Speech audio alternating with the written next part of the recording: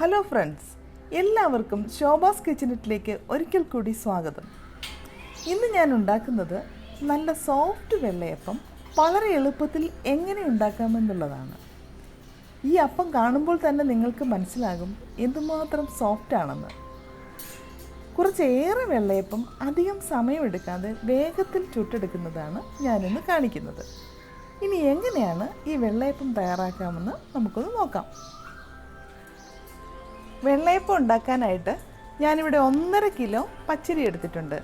ഇത് നിങ്ങൾക്ക് ഇഷ്ടമുള്ള ക്വാളിറ്റി എടുക്കാം, പക്ഷെ കുറച്ചുകൂടെ ഒരു നല്ല ക്വാളിറ്റി എടുക്കാനായിട്ട് ശ്രദ്ധിക്കണം. ഈ പശപ്പശപ്പുള്ള അരിയൊന്നും എടുക്കരുത്. ഇത് നന്നായിട്ട് കഴുകിയതിന് ശേഷം ഒരു 2-3 മണിക്കൂർ, 2 മണിക്കൂറായാലും മതി. പെട്ടെന്ന് പച്ചരി കുതിർന്ന് വരുന്നതുകൊണ്ട് 2 മണിക്കൂറായാലും മതി. നന്നായിട്ട് കുതിർന്നതിന് ശേഷം അരച്ചെടുക്കാം. പിന്നെ ഒരു കാര്യം, ഇത് നന്നായിട്ട് ക്ലീൻ ചെയ്യണം. ഈ വെള്ളം ക്ലിയർ ആകുന്ന വരെ പച്ചരി കഴുകിയെടുക്കണം. അതാണ് മെയിൻ കാര്യം. എന്നാൽ ഞാനിത് നന്നായിട്ട് കഴുകിയതിന് ശേഷം കുതിർക്കാനായിട്ട് വെക്കാൻ പോവുക. അത് കഴിഞ്ഞിട്ട് നമുക്ക് അരച്ചെടുക്കാം. ഇപ്പോൾ ഈ അരി കുതിരാൻ വെച്ചിട്ട് ഒരു 3 മണിക്കൂർ കഴിഞ്ഞിട്ടുണ്ട്. നമുക്കിത് നന്നായിട്ടൊന്ന് മിക്സിയിലിട്ടൊന്ന് അരച്ചെടുക്കാം. മിക്സിയിൽ അരയ്ക്കുന്നതിന് മുമ്പ് ഒരു 1/2 മണിക്കൂർ ഈ അരി ഒന്ന് ഫ്രിഡ്ജിൽ വെച്ച് കഴിഞ്ഞാൽ വളരെ നന്നായിരിക്കും. അപ്പോൾ മിക്സിയിൽ നമ്മൾ കുറേശ്ശെയായിട്ട് അരച്ചെടുക്കുമ്പോൾ ഈ മാവ് ചൂടാകത്തില്ല. അല്ലെങ്കിൽ നിങ്ങൾ കുറേശ്ശെയായിട്ട് മിക്സിയിൽ ഇട്ട് അരച്ചെടുക്കണം, കുറച്ച് ഗ്യാപ്പ് കൊടുത്തിട്ട്. അപ്പോഴും അധികം ചൂടാകത്തില്ല. ഇനി നമുക്ക് ഈ അരിയെല്ലാം ഒന്ന് അരച്ചുകൊണ്ട് വരാം.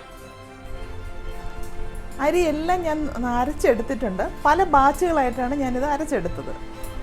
അപ്പോൾ നിങ്ങൾ അരയ്ക്കുമ്പോൾ ഒരു കാര്യം കൂടെ ശ്രദ്ധിക്കുക. മാവിന് നല്ല മയം കിട്ടാനായിട്ട് എന്ന് പറഞ്ഞാൽ അപ്പത്തിന് നല്ല മയം കിട്ടാനായിട്ട് ഒന്നുകിൽ നമ്മൾ സോക്ക് ചെയ്ത് അവൽ അരയ്ക്കണം, അല്ലെങ്കിൽ ചോറ് അരയ്ക്കണം, അല്ലെങ്കിൽ കപ്പി കാച്ചണം. ഇപ്പോൾ ചോറാണ് അരയ്ക്കുന്നതെങ്കിൽ, അല്ലെങ്കിൽ പിന്നെ സോക്ക് ചെയ്ത് അവലാണ് അരയ്ക്കുന്നതെന്നുണ്ടെങ്കിൽ ഓരോ ബാച്ചിലും നിങ്ങൾ കുറേശ്ശെയായിട്ട് അവലോ അല്ലെങ്കിൽ സോക്ക് ചെയ്ത അവലോ ചോറോ ഇട്ട് അരയ്ക്കണം. അപ്പോൾ പെട്ടെന്ന് നമ്മുടെ അരി അരഞ്ഞു കിട്ടും. ഞാൻ ചെയ്യുന്നത് കപ്പി കാച്ചുകയാണ്. എനിക്കതാണ് സാറ്റിസ്ഫാക്ഷൻ കിട്ടുന്നത്.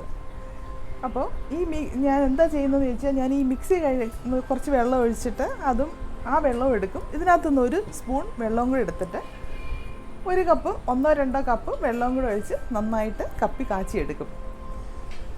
ചോറിടുകയാണെന്നുണ്ടെങ്കിൽ 1 കപ്പ് ചോറിടണം. അതുപോലെ സോക്ക് ചെയ്ത അവലാണെങ്കിൽ സോക്ക് ചെയ്ത അവലും 1 കപ്പ് അരച്ചെടുക്കണം.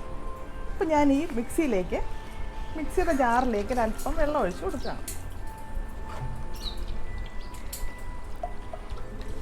അപ്പോൾ ഈ ഒരു സോസ് പാനിലേക്കൊന്ന് ഒഴിക്കുക.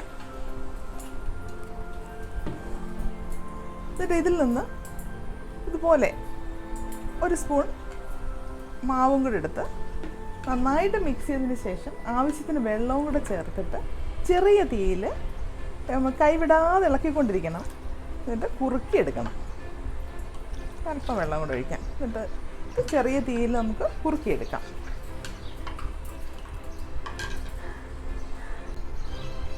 ഇത് നമ്മൾ കുറുക്കിയെടുക്കുമ്പോൾ പ്രത്യേകിച്ച് വെള്ളത്തിൻ്റെ അളവൊന്നുമില്ല. അത് ഒരുപാടങ്ങ് കട്ടിയായി പോവാതെ എന്നാൽ തിക്നെസ് തൊട്ട് വേണം താനും. അതിനനുസരിച്ചുള്ള വെള്ളം ഒഴിച്ചങ്ങ് കുറുക്കിയാൽ മതി.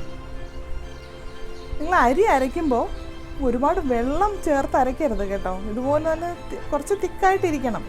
ഇപ്പോൾ ഇൻ കേസ് ഇച്ചിരി വെള്ളം കൂടിപ്പോയാൽ നമ്മൾ തേങ്ങ അരയ്ക്കുമ്പോൾ അതിലൊട്ടും വെള്ളം ഉണ്ടാകാൻ പാടില്ല. നല്ല കട്ടിക്ക് അരച്ച് വേണം ചേർക്കാനായിട്ട്. ഇപ്പം ഞാൻ കപ്പി കാച്ചി എടുത്തുകൊണ്ട് വന്നിട്ടുണ്ട്, കണ്ടില്ലേ? ഇതുപോലെ നല്ല കുറുകി എടുക്കണം. എന്നിട്ട് ഇത് തണുക്കാനായിട്ട് വെക്കണം. തണുത്ത് കഴിഞ്ഞതിന് ശേഷം നമുക്ക് ഈ മാവ് കൂട്ടിലേക്ക് ഇത് ചേർത്ത് നന്നായിട്ട് ഇളക്കിയെടുക്കാം. ഇനി നമുക്ക് തേങ്ങ അരച്ച് ചേർക്കണം. ഞാനിവിടെ 3 പച്ചത്തേങ്ങ എടുത്തിട്ടുണ്ട്. അത് നന്നായിട്ട് തിരികെ എടുത്തിട്ടുള്ളതാണ്. അപ്പോൾ നമ്മളിവിടെ 1.5 കിലോ അരിയാണ് എടുത്തിരിക്കുന്നത്. 1 കിലോ അരിക്ക് 2 തേങ്ങ എന്നുള്ള കണക്കിൽ 1.5 കിലോയ്ക്ക് 3 തേങ്ങ. അതിലും കൂടുതൽ വേണമെങ്കിൽ നിങ്ങൾക്ക് തേങ്ങ ഉപയോഗിക്കാം. തേങ്ങ ഇടുന്നതിനനുസരിച്ചാണ് അപ്പത്തിന് നല്ല രുചി കിട്ടുന്നത്. അതാണ് അതിനകത്തെ ഒരു പ്രത്യേകത. അപ്പം ഞാനിവിടെ 3 തേങ്ങ എടുത്തിട്ടുള്ളൂ. ഇത് നന്നായിട്ട് അരച്ച് നമുക്ക് മാവിലേക്ക് ചേർക്കാം. ഇപ്പോൾ ഞാൻ തേങ്ങ നന്നായിട്ട് അരച്ചെടുത്തിട്ടുണ്ട്. അധികം വെള്ളം ചേർക്കാതെ തരിതരിപ്പായിട്ടാണ് ഞാനിത് അരച്ചെടുത്തിരിക്കുന്നത്. അപ്പോൾ നോക്കിക്കേ, അധികം വെള്ളം ചേർക്കാതെ അരച്ചിരിക്കുന്നത്. ഇതുപോലെ ആയിരിക്കണം അരച്ചെടുക്കേണ്ടത്.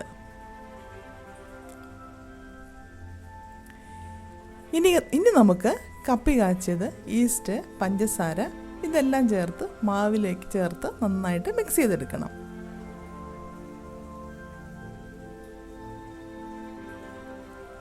ഈ കപ്പി കാച്ചിയതൊക്കെ നന്നായിട്ട് തണുത്തിട്ടുണ്ട്. ആദ്യം നമുക്ക് ഈ കപ്പി കാച്ചിയത് ഈ മാവിലേക്ക് അങ്ങിടാം. എന്നിട്ടത് നന്നായിട്ട് അങ്ങ് മിക്സ് ചെയ്യണം. എന്തെങ്കിലും കൈ വെച്ചിട്ട് ഇളക്കിയാലും കുഴപ്പമില്ല, നന്നായിട്ട് മിക്സ് ചെയ്യണമെന്ന് മാത്രം. അപ്പോൾ ഞാനിത് നന്നായിട്ട് ഈ കപ്പി കാച്ചി ഇതിലേക്ക് മിക്സ് ചെയ്ത് ചേർത്തിട്ടുണ്ട്. ഇനി നമുക്ക് ഇതിലേക്ക് ഈസ്റ്റ് ചേർക്കാം. ഈസ്റ്റ് എടുക്കുമ്പോൾ പുതിയ ഈസ്റ്റ് നോക്കി എടുക്കണം. ഇത് ഇൻസ്റ്റൻറ്റ് ഈസ്റ്റാണ്, അതുകൊണ്ട് ചെറിയ ചൂടുവെള്ളത്തിൽ കലക്കേണ്ട കാര്യമില്ല. ഇത് ഡയറക്റ്റായിട്ട് അങ്ങ് ഇട്ടാലും മതി. ഒരു 1/2 ടീസ്പൂൺ ഈസ്റ്റ് അങ്ങ് ഇടുക. ഒരുപാട് ഈസ്റ്റ് വേണ്ട, കുറച്ച് മതി. എന്നിട്ട് പഞ്ചസാരയും കൂടെ ചേർക്കണം ഇതിലേക്ക്. അവരവരുടെ മധുരത്തിനനുസരിച്ച് പഞ്ചസാര ചേർക്കാം. അപ്പോൾ ചിലർക്ക് മധുരം വേണ്ടാന്നുണ്ടെങ്കിൽ 1 ടീസ്പൂൺ ഈ ഈസ്റ്റ് ഒന്ന് ആക്ടിവേറ്റ് ചെയ്യാൻ വേണ്ടിയിട്ട് മാത്രമുള്ള പഞ്ചസാര ഇട്ടാലും മതി. ഞാനൊരു 4 ടേബിൾ സ്പൂൺ പഞ്ചസാര ഇതിലേക്ക് ഇടുന്നുണ്ട്. 4 or 5 വേണമെങ്കിൽ ഇടാം. ഇപ്പോൾ ഒരു ചെറിയ മധുരം ഉണ്ടാവും, അപ്പത്തിന് നല്ല രുചിയാണ്. ചിലർക്ക് ഒട്ടും ഇഷ്ടമല്ല, അങ്ങനെയുള്ളവർ ഇടണ്ട. നന്നായിട്ട് അങ്ങ് മിക്സ് ചെയ്യാം. ഇപ്പോൾ ഇത് നന്നായിട്ട് മിക്സ് ചെയ്ത് ചേർത്തിട്ടുണ്ട്. ഇനി നമുക്ക് ചേർക്കേണ്ടത് തേങ്ങ അരച്ചതാണ്. അപ്പോൾ തേങ്ങ അരച്ചത് ചേർക്കാൻ ഒരു ഓപ്ഷനുണ്ട്. ഒന്നുകിൽ വേണമെങ്കിൽ ഇപ്പോൾ ചേർക്കാം, കൂടുതൽ നേരം വെക്കുന്നില്ല എന്നുണ്ടെങ്കിൽ ഇപ്പോൾ ഒരു 4-5 hours നമ്മൾ ഇതിനകത്ത് വെക്കുന്നുള്ളൂ. നന്നായിട്ട് പൊങ്ങി വരും എന്നുണ്ടെന്നുണ്ടെങ്കിൽ ഇപ്പം വേണമെങ്കിൽ തേങ്ങ അരച്ചത് ചേർക്കാം.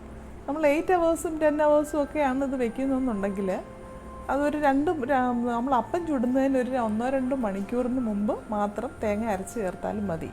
അപ്പോൾ ഒരുപാട് നേരം നമ്മൾ തേങ്ങ അരച്ചത് ഈ മാവിലിട്ട് കഴിഞ്ഞാൽ അതുകൊണ്ട് അങ്ങ് പുളിച്ചു പോകും. അതുകൊണ്ടാണ് അങ്ങനെ ചേർക്കണ്ടെന്ന് പറയുന്നത്. ഞാനിപ്പോൾ ഒരു 5-6 hours മാത്രമേ ഇങ്ങനെ വെക്കുന്നുള്ളൂ, ഫെർമെൻറ്റ് ചെയ്യാനായിട്ട് വെക്കുന്നുള്ളൂ. അതുകൊണ്ട് ഞാനിപ്പോൾ ഈ തേങ്ങ അരച്ചതും കൂടെ ഇതിലേക്കങ്ങ് ചേർത്തൊന്ന് ഇളക്കുക.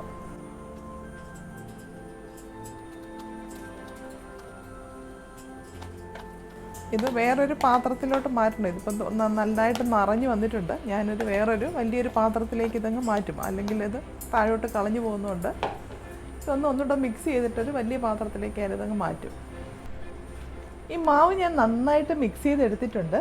ഞാൻ ചെറിയ പാത്രത്തിൽ നിന്ന് മാറ്റിയിട്ട് ഒരു വലിയ പാത്രത്തിലേക്ക് ഒഴിച്ച് വെച്ചിരിക്കുകയാണ്. ഇനി നമുക്ക് ഈ മാവ് അടച്ച് വയ്ക്കാം. ഒരു 4-5 മണിക്കൂർ കഴിയുമ്പോഴത്തേക്ക് നന്നായിട്ട് ഈ മാവ് പൊങ്ങി വരും. അത് കഴിഞ്ഞിട്ട് നമുക്ക് അപ്പം ചുട്ടെടുക്കാം. നമ്മുടെ അപ്പത്തിൻ്റെ മാവ് കലക്കി വെച്ചിട്ട് ഇപ്പോൾ ഒരു 4-5 മണിക്കൂറായിട്ടുണ്ട്. നമുക്കൊന്ന് തുറന്ന് നോക്കാം. ഞാനിതുവരെ തുറന്നു പോലും നോക്കിയിട്ടില്ല. നമുക്കൊന്ന് നോക്കാം. അതേ കണ്ടില്ലേ, അപ്പത്തിൻ്റെ മാവ് നന്നായിട്ട് പൊങ്ങി വന്നിട്ടുണ്ട്. ഇനി നമുക്കിതിലേക്ക് ആവശ്യത്തിന് ഉപ്പും കൂടെ ചേർത്ത് ഒന്ന് ഇളക്കിയതിന് ശേഷം നമുക്ക് അപ്പം ചുട്ടെടുക്കാം.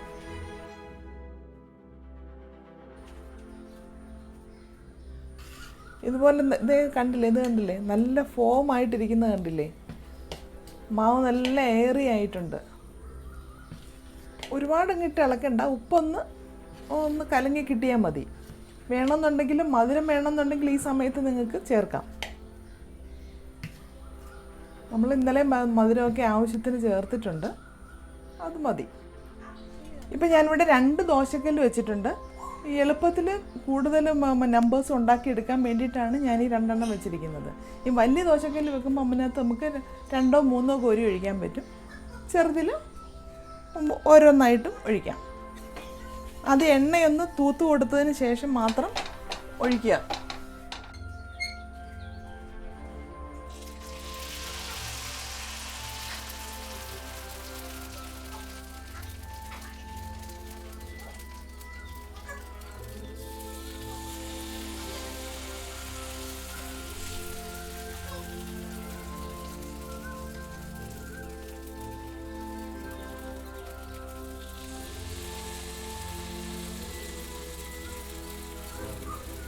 ഇങ്ങനെ ഹോൾസ് വീഴുമ്പോഴത്തേക്ക് നമുക്കിത് തിരിച്ചിടണം.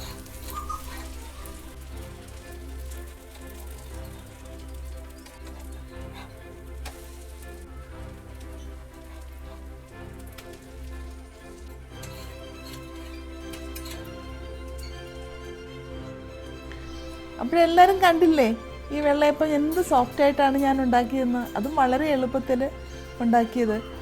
നിങ്ങളെല്ലാവരും ഇതുപോലെ ഒന്ന് ട്രൈ ചെയ്ത് നോക്കണം.